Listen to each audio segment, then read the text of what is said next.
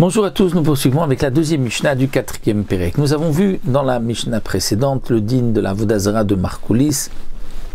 qui était donc une Avodah Zara, une représentation humaine, donc en pierre, qui était mise en général à l'intersection des chemins, avec une main qui donnait la direction. Et parfois, il faisait aussi sur cette Avodah Zara, donc juste 3 pierres, à la place donc de cette forme humaine, 3 pierres, 2 et une troisième au-dessus. Celle du haut représentait la tête et les 2 autres représentaient les bras de l'Avodah Zara qui montraient le chemin.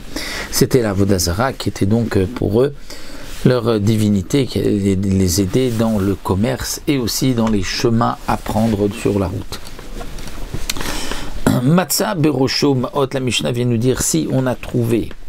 sur la tête de cette Avodah Zara Markoulis. Donc nous avons une Avodah Zara qui a vraiment la représentation humaine, donc en pierre, une statue avec une tête, et sur cette tête il y a Maot, des pièces, Kesut ou un habit, Okelim ou des ustensiles,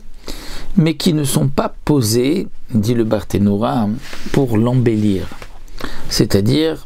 les pièces étaient dans une bourse qui était suspendue à son cou, où le vêtement était plié sur ses épaules ou sur sa tête, et aussi une marmite, une casserole, un ustensile qui se trouve sur la tête de l'Avodah Zara. Ce n'est pas pour l'embellir, donc Aril ou Mutarim. On pourra tirer profit de cet argent, de cet habit, de ces ustensiles, parce qu'on ne considère pas qu'elles ont été mises pour embellir, pour honorer la Avodah Zara. Mais si on a retrouvé par Kilé Anavim, c'est-à-dire on a trouvé des branches où il y avait des grappes de raisin, va tarot shel shibulim, ou des couronnes faites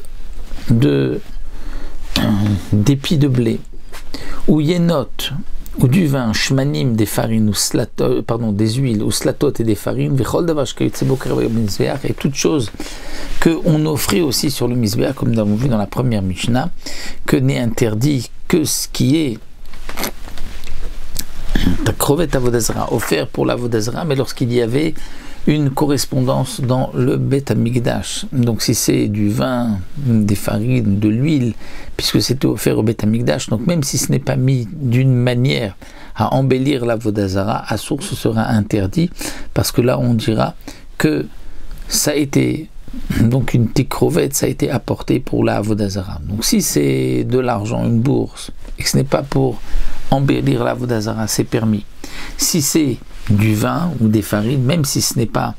pour embellir la Avodah Zara, mais on va craindre que c'est quelque chose qui sont offerts à la Avodah Zara.